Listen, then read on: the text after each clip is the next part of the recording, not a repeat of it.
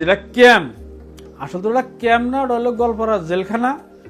সাইনবোর্ডে লেখা দিছে এটা যে ডিটেনশন ক্যাম্প।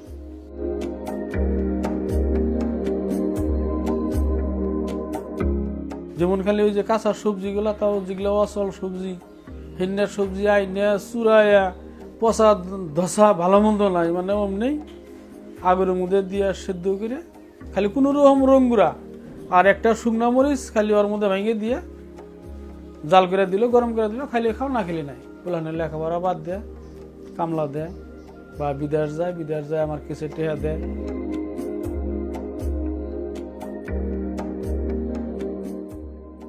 যে সময় আমাকে ধরছে ওই টাইমে মানে আমার আত্মাটা মানে আমি নাইকে হয়ে গেছি, মানে আত্মাটা যে চিক করে দিছে, মানে এরকম একটা জাহাই মারছে ওইটি। সেদিন থেকে আমার শরীরটা মানে এই জায়গাটা মানে এরকম অস্থির।